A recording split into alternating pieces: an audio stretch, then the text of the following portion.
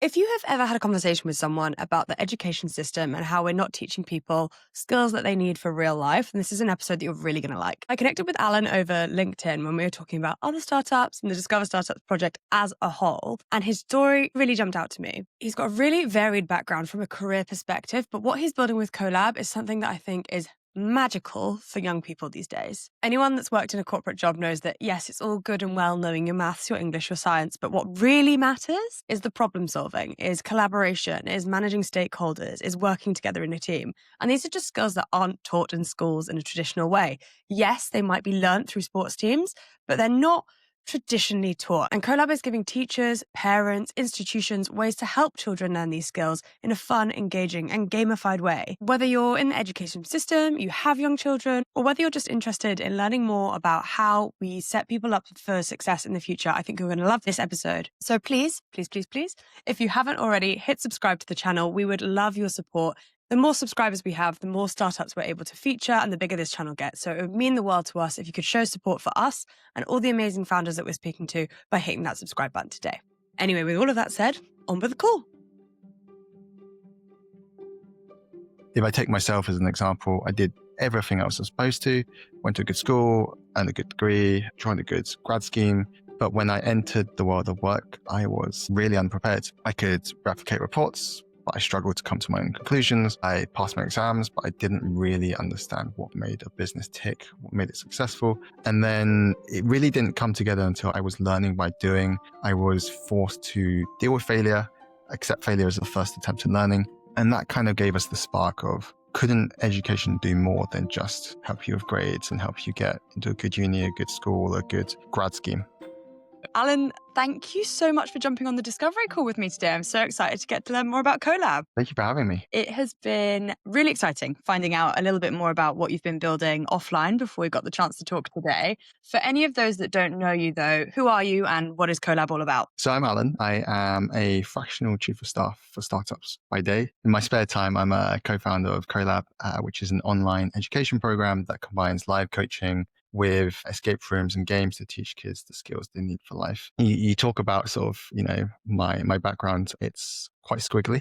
I used to be an accountant. I became a chef, became fractional chief of staff, and now an entrepreneur. So kind of living through all of that has helped me learn what CoLab should be trying to do. And for people that aren't familiar with the details, where did the original idea for CoLab come from? It really began as a question, right? What if we had taught kids the skills of life? So debating, negotiating, resilience, effective decision-making, emotional intelligence through experiences designed to mirror the unpredictability of the real world, right? So if I take myself as an example, I did everything I was supposed to, went to a good school, earned a good degree, joined a good grad scheme. But when I entered the world of work, I was really unprepared. I could replicate reports, but I struggled to come to my own conclusions. I passed my exams, but I didn't really understand what made a business tick, what made it successful. And then it really didn't come together until I started working in kitchens where I was learning by doing. I was forced to deal with failure, accept failure as a sort of the first attempt at learning. And that kind of gave us the spark of, couldn't education do more than just help you with grades and help you get into a good uni, a good school, a good grad scheme? It's really interesting that we talk about education. I know obviously that CoLab is targeted at children. For most people, they would hope that a well-rounded education comes from the school system in whatever country they may be living in. How do you find the current school systems are falling short when it comes to these collaboration, curiosity, problem-solving elements that children need to learn? Well, it's quite interesting. So I can give a different perspective. In my spare time, I coach graduates on how to get a job in the UK, so international students. And a lot of them have excellent grades, come from excellent schools, but they can't communicate very well. They struggle to solve a problem when it's sort of left kind of a bit grey and a bit obscure. A lot of them are so used to reciting the answer because a lot of it's been rote learning that they freeze when they're given something that's quite different, right? And when you compare that to the real world, where in the startup world, you are given a problem area and you don't know the answer, because if the answer was known, it would have been done already. You're going to be stuck. And what we're trying to do is help these kids become better problem solvers, become better team workers, sort of those fundamental core skills, which I think are taught in schools accidentally. Like, you're not purposely taught how to work in a team. You might join a sports team and you might learn through leadership and teamwork through that. But It's not explicitly, this is what a good team looks like. This is how to communicate well. This is how to make a decision under pressure. And I think within the school system also, it's quite high pressure. You think of your GCSEs, your A levels, you get one shot to get that right. And if you do it wrong, it impacts the rest of your life. And I don't think that's quite fair. And when you think about the sort of careers in general, making mistakes is actually a good thing. You can learn from them. You're encouraged to learn from them. And then you don't make that mistake again. It's why I think startups have this sort of fail fast mentality, and why some startups have done really well. So that's what we're trying to replicate, but in quite a safe environment where kids are able to learn and experiment and then sort of take those learnings on to the next stage. The sports team analogy that you mentioned there is a really interesting one, because as you said, that's probably the only way that most children are learning leadership in a school setting is through that teamwork in a sports environment. And you also therefore have to have the education around what happens if you lose, and that a loss is a win in disguise, and that you learn from everything and you're training and you're practicing and fundamentally getting better. I think, as you say, outside of that sports environment, it's very much black or white, right or wrong, get it right, study, learn the thing, repeat the thing. And versus sports is maybe the only area where there's a bit more fluidity. And obviously, not all children out there love sports. Not all children out there are sporty people. So it's great to hear that CoLab is also providing another alternative for kids that aren't going through that route as well. For the kids that haven't had the opportunity, or maybe for the adults of today that didn't get these skill sets taught to them in school, what have you seen the consequences be for people growing up without these skills in the modern world? So I think of this as an employer. The three things that I care about are: one, do you fit into my team culturally? Do I like you? Do I want to work with you? Two, do you have a desire to learn? And three, do you have an ability to learn? I think everything else we can help you learn. Obviously, for some roles, there have to be certain levels of technical understanding. That's almost a given if you're applying for, a role. So then it's those other things, and those other things make you stand out as a candidate. I'll take CoLab as an example. We ran CoLab for a bunch of adults as a fun project. It's not meant to be for adults. It's meant to be for kids aged 7 to 14, but we ran it for adults. And it was a dungeon escape room. You had to escape through these hidden walls and solve these riddles and avoid the guards. Our kids can finish it in 45 minutes. I spent 45 minutes with a group of adults, 8 adults. We were stuck in the second room for half an hour. And it's not that these adults aren't smart enough to figure it out. I think it was that fear of failure, of making a mistake in front of people that their peers, that they were too afraid to try. And that worries me, right? Because the culture that we have at CoLab and all the companies that I work at is that making a mistake is okay. Acknowledge it, move on. There's a no shame mentality. And if you can't have that, then how do you have that trust? How are you able to make decisions effectively and quickly? So again, it goes back to that point. I think that these skills should be for everyone. And if you haven't got it, do some training, watch videos, get a mentor, do something like CoLab.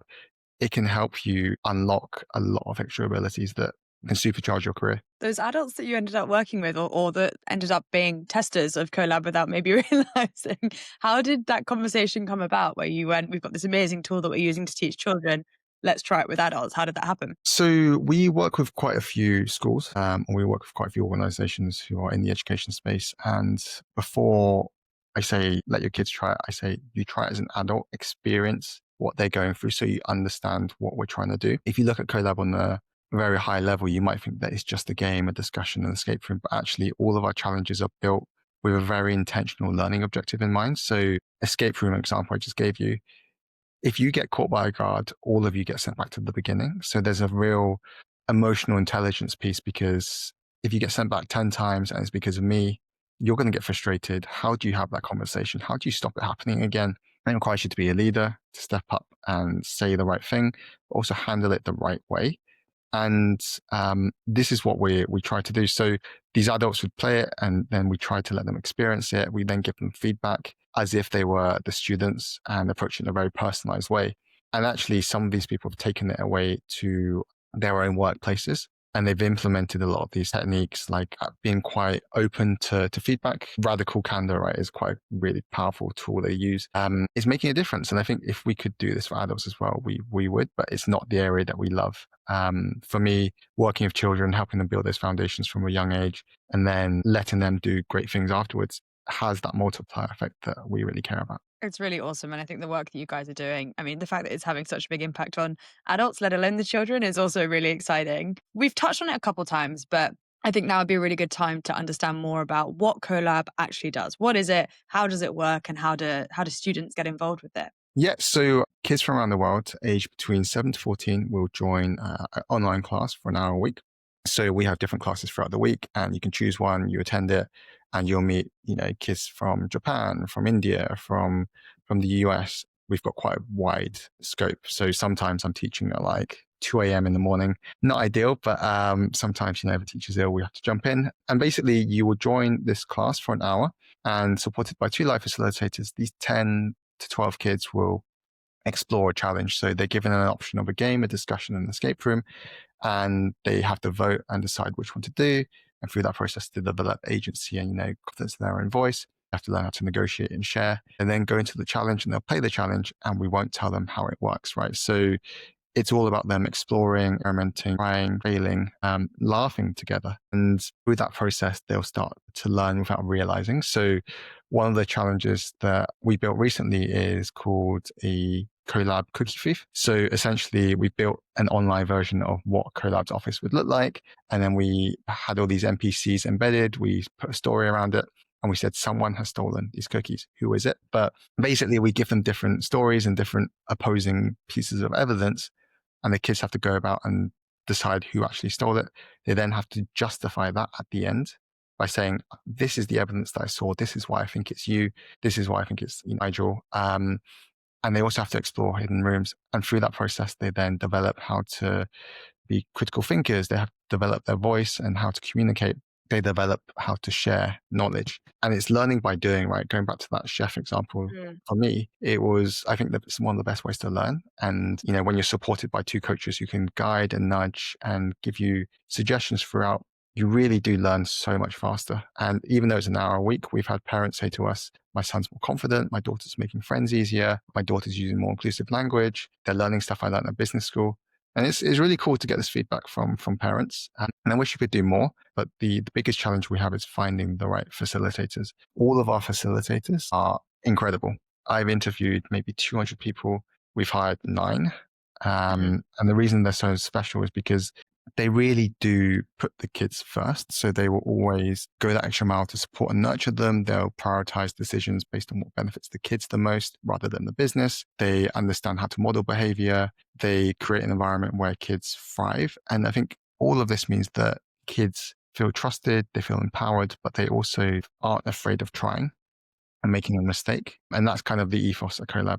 When we run our sessions, the idea is that you want these 2 coaches to supercharge your learning. You want them to be people who transform your life. I think, Georgie, if you think back to school, there was probably one teacher who made a huge impact on your career, your life. Yeah. That's what we want every facilitator at CoLab to strive for. Because I know for me, there was one teacher who transformed my life. How do you go about finding these amazing facilitators? It's very hard. I'll be honest, it's probably our biggest challenge, right? So as an education business, our 2 biggest challenges are finding the right people, because we're not an AI business. We're very much human first, and that's intentional. And 2, building curriculum. The curriculum, we found a way to build it effectively and also purposely. And that's just by experimenting and doing figuring out what works and then tweaking it. For facilitators, we found that good people hang out with good people. So if we hire a good facilitator, they probably know 2 or 3 who are good. And then we just almost like a Pokemon hunter, right? You're sort of like grabbing and sort of hoarding these facilitators. They're not full-time. They all have other things, but we find that quite cool because one used to coach for Real Madrid. And one is a lecturer in Australia. One's a homeschool parent. One has built curriculum for Harvard. Like, we have these really cool people involved. And because they have different experiences, we really create this diverse curriculum that allows different kids to learn, right? Because kids learn differently. I learn well through reading. Someone else might learn best through doing. Someone else might learn best through seeing something, right? So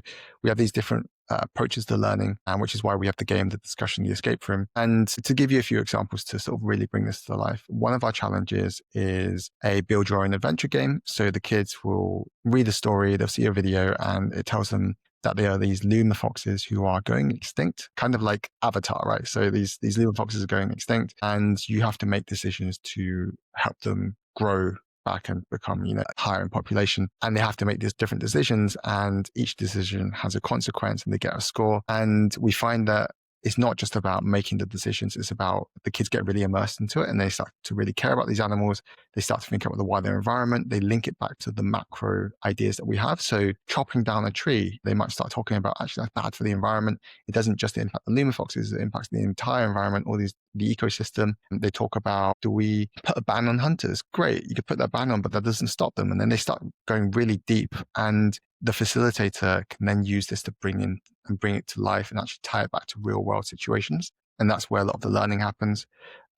We have a game called Language Legacy. It's a discussion, and you basically have to debate and argue why Spanish, Ipaneco, or Latin is the best language. And Wow. again, the kids are learning about different languages, different cultures, and they're sharing that, but they're also learning how to debate effectively, but also in a nice way. It's not about winning. It's about communicating. And a lot of our kids, I'll be honest, are quite competitive. When they first join, when they lose a challenge, they lose a game, they get really upset.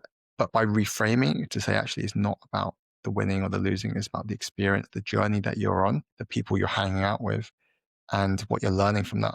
They've kind of lost that desire to win at all costs. And actually, winning is a secondary function. They're now thinking about what they're learning from that experience, actually enjoying the experience.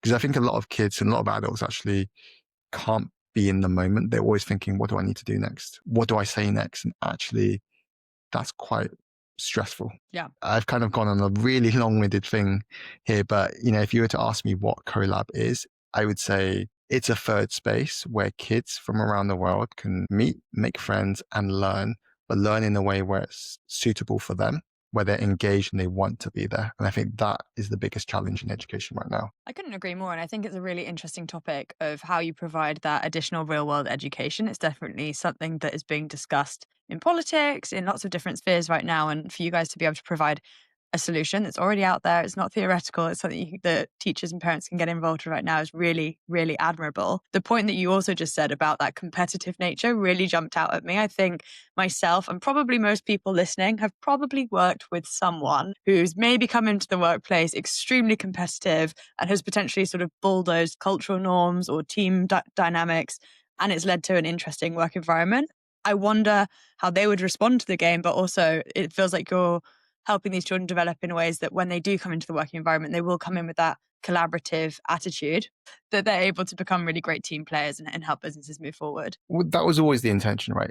Can we help as many kids as possible develop these core skills so that they can go out and do great things? And I do think this is the most impactful thing that I can do with my career, because if I can help 200, 300 kids be the best versions of themselves and they go off and do great things, that multiplier effect is massive. It's more than I can do, I don't know, building a startup in, I don't know, fintech. Not to say anything bad about fintech, but it feels very much more impactful. And I love the fact that we can sort of balance profit with purpose. It's really, really admirable. And I think what you're doing is really impressive. Have you had any stories that you can share with us about transformations that have happened so far or experiences from early users? Yeah, there's one that always comes to mind because it was quite an interesting use case. So there was a student from Mexico. He joined and his mum said, look, he's at school, but he doesn't love it. He kind of feels a bit alienated. He can't make friends. He's super smart, but he struggles to learn. And so he joins, and we find that he dominates the conversation a lot. So, we might be going around saying, what did you do this week? And he would just go off and talk about how he wrote a story and then start telling that story for 10 minutes. And we let him go on, but it's about slowly weaning him off and making him realize that actually communication is about sharing as well, sharing that space. And through little nudges, through, playing these different challenges, helping him sort of learn from doing. I think it was 4 weeks into CoLab, his mum messaged me out of the blue and said, we just went to the airport in Chicago and my son made 6 friends using the techniques that we shared. And I was like, wow. Because this is a kid who, bear in mind, has historically found it hard to make friends, found it hard to communicate. To make 6 friends in a day whilst traveling is pretty impressive. And he stayed with us for 2 years. By the end of those 2 years, transformed person, way more confident, way more able to read the room. He's gone back to school. He is flourishing in school. He's true to himself. And I mean, that's kind of thing. We're not here to keep these kids forever. I don't want to keep these kids forever. Learn as much as you can, have as much fun as you can, make as many friends as you can. And once you're done, move on to something better. And that's been really cool. The other example that's come to mind is that a lot of our kids who graduate from CoLab then come back and work with CoLab in a facilitator capacity, in a game design capacity. And the reason we do this is because we want to give them opportunities, almost as like an apprenticeship to the real world, but also because they understand all the values and skills that we appreciate. So two of our kids just graduated. One has come in to be a head of marketing for us. He said, I want to do marketing, but I don't know if I like marketing. Can I try it out? And I said, here are the keys to the kingdom. Off you go. Love Um, it's pretty scary, to be honest, but he's doing a great job. The other one showed an interest in being a game designer. So I said, okay, what's your favorite game at CoLab? He said Rickle, which is a cross between chess, checkers, and Catan. And I said, okay, recreate version 2, make a spin on it, and show me what you've got. He's built some incredible ideas, and it's going to come out probably March 2026. And it's going to be such an awesome moment for him to play it, but also for his other students to play something that he's made. And yeah, those are sort of the things that I would say we're really proud of. Those are both amazing stories. And it's so great to hear about this community that you're fostering, not just being able to give back to these children on an individual basis, but that community is becoming cyclical. People are able to help the next generation of students that are coming through the tool as well. It's really, really exciting. For anyone that doesn't know about how long you guys have been running, like how long have you been running? What's the size of the team? Where are you guys at on that growth stage? I mean, we started in August 2023. It was an accident. We weren't meant to start CoLab, and then my co-founder, who's an engineer, built the website. So we're like, okay, I guess this is happening now. So we started in Mexico, and it's kind of just flourished since then. We've worked with about 500 kids in 2.5 years. We partner with 11 different schools now across the globe. We've sponsored 50 odd kids for free. I talk about the social impact side. The profits that we make go to scholarships for other kids in, from, I guess, places like Ukraine, Senegal, Latin America, who can't necessarily afford it. And it's been really cool to help these kids because it gives them, I guess, a release from what is possible for them. It also helps give them opportunities. Yeah, that's kind of where we're at. We are a team of 11, all part-time. This is not a day job for us. We all do it part-time because we care. Facilitators I've talked about, if you know anyone you could recommend. We are growing in the US and Asia Pacific right now. So anyone you know who's a good facilitator in those time zones, I would love to have a conversation. And yeah, we're just trying to do the right thing, growing intentionally, growing slowly. I used to work at a place where they grew really, really quick. So they 10x their student count in about 2 months.